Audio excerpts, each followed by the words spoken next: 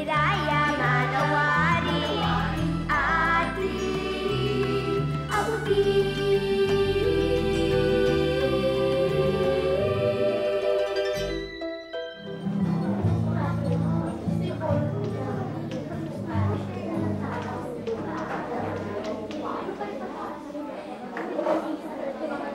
Okay, class, makinig na. Magsisimula na tayo.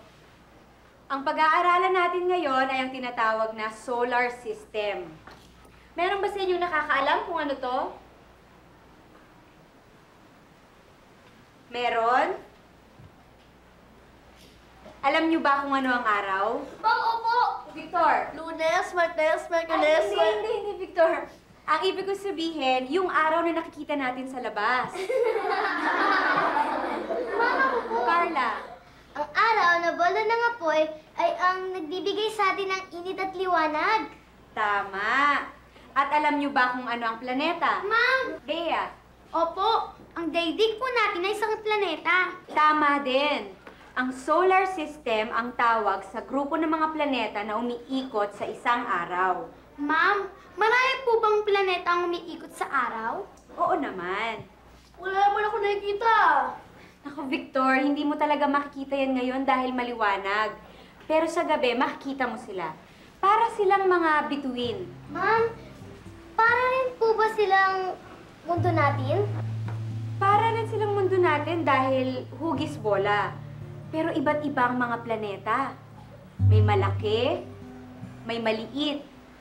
Meron pa ngang may nakapalibot na singsing. Meron ding hindi lang iisa ang buwan. Iba't iba ang kulay ng mga planeta. Ma'am, siguro po ang ganda ng itsura ng mga planeta. Ano po? Oo naman. Sa katunayan, may mga guhit at litrato na ng iba't ibang planeta. Wala po ba nating makita? Meron tayo sa... Bakit po, ma'am? Meron tayo sa kabilang silid, pero hindi ko alam kung pwedeng makita eh. Ma'am, tingnan natin. Ma'am, sige na po. Tignan po natin. Tignan po natin. Tignan po, ma'am. Ma'am, sige na.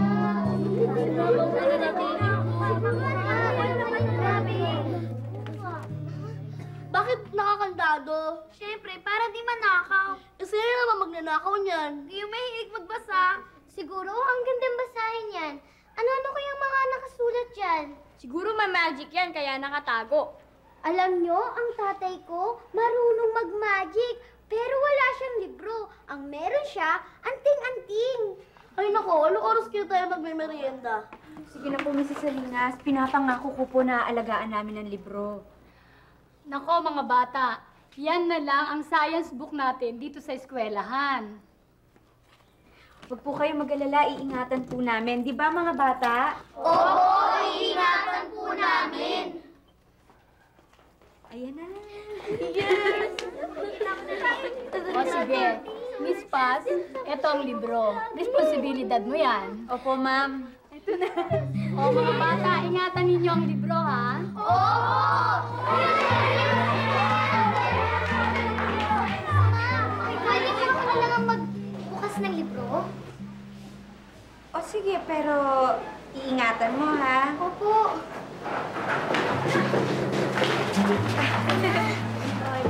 Yes, please. Bakit ganito? Bakit ganyan? Nabura na. Wala na. Sayang naman. Nakakapanghinayang. Nakakapanghinayang.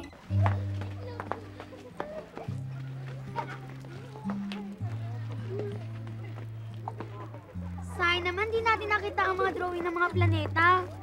Kasi yung mga planeta lumipad na galing sa libro. Lumipad na sila sa langit. Ang tatay ko, marunong mag-magic. Baka pwede niyang pabalikin ang drawing sa libro. Tama ka na nga, Lorna. Puro ka magic eh. Oh, ba't na tayo may kayata, Carla? Kasi gusto kong makita yung drawing dun sa libro. Sigurado na nga eh. Ano pang magagawa natin? Siguro? Ang ganda-ganda nun. Alam ko na. Alam mo na kung saan napunta yung mga planeta? Hindi! Ba't di tayo bumili ng bagong libro? Paano natin gagawin yun? Nakita ko, yung presyo dun sa likod, 30 pesos. 30 pesos? Ang mahal nun ah.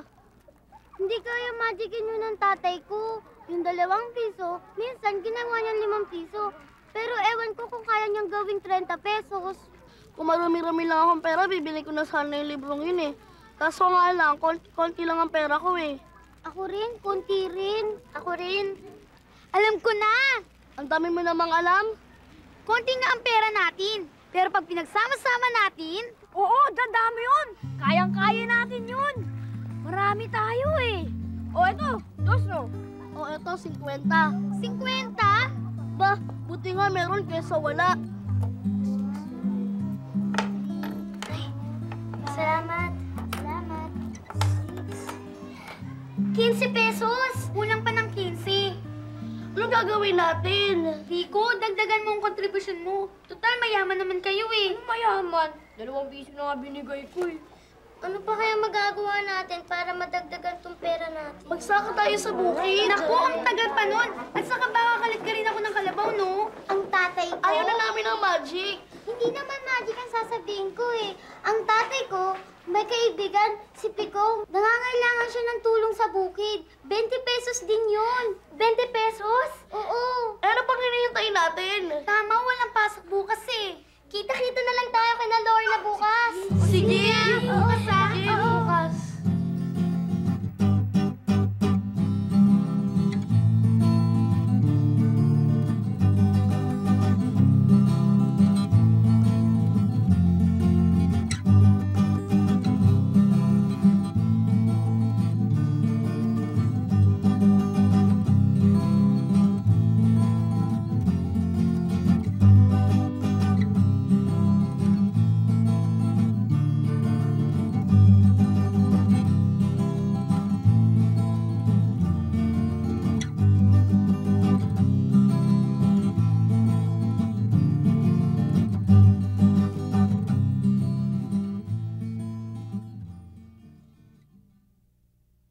Oh, 20 pesos yan ha. Maraming salamat po. Okay lang. Sipag naman kayo eh. 15 plus 20, 35! Ayan, Carla, makakabili na tayo ng libro. Oh, may sobra pa yung 5 piso. Pero sino pupunta sa sentro para bumili? Ako na lang. Magpapasama ako sa pinsan ko. Bukas na bukas din. Paano kayo pupunta doon?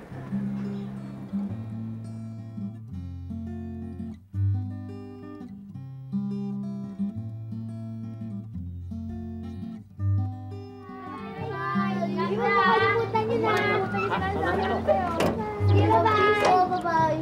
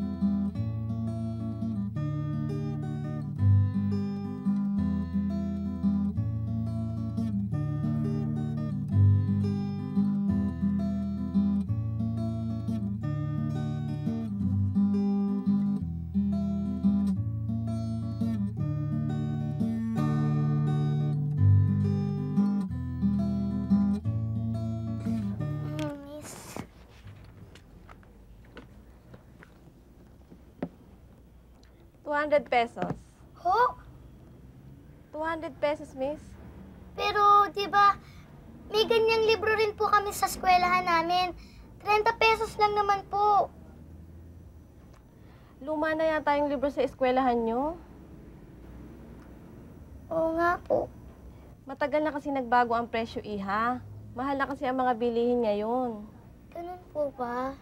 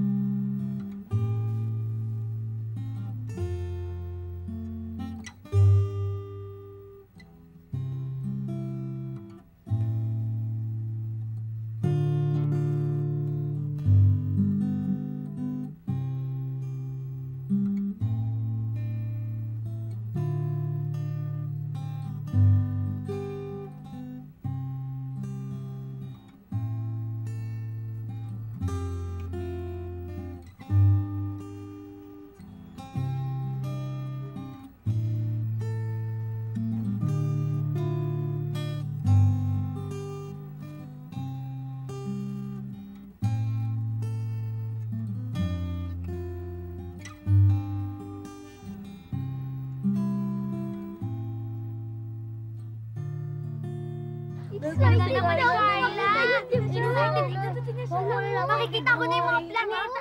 Huy, ayan na siya! Dali, ayan na siya! Oh! Carla! Nabili mo na ba yung libro? Oh, bakit, Carla? May problema ba?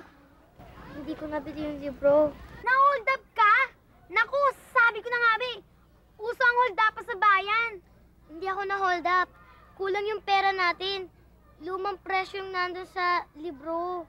Oh, yun lang pala eh. Dinagdagan natin. Magkano ba? 200 pesos. 200 pesos? Ang laki nun ah. Kaya nga, hindi ko nabili yung libro eh. Gano'n ba kalaki yun? Di 200? Ang dami nun ah. Eh, 35 pesos lang pala ang pera natin eh. Hindi talaga tayo makakabili ng librong tag 200. Ganito lang ang mabibili nyo. Pan-drawing.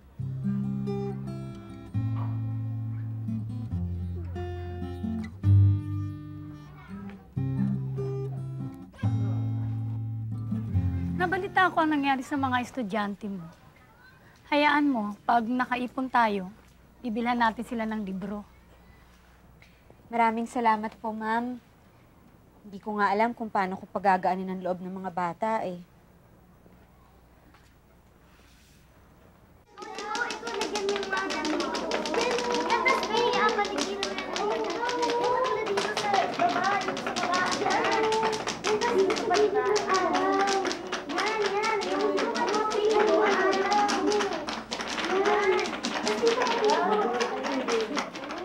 Ano nangyayari dito? Ma'am, kahit hindi na po namin nabili ang libro, alam na po namin ang mga itsura ng planeta at ng solar system. Anong ibig niyong sabihin? Hinandaan po mabuti ni Carla ang itsura ng libro para po malaman namin kung ano po ang itsura ng planeta at ng solar system. Ma'am! Paglaki ko, pupunta ako sa mga planeta niyan. Nakasakay ako sa spaceship. Yay! Uy, hindi pa yan tapos, no? Kaya ituloy na natin.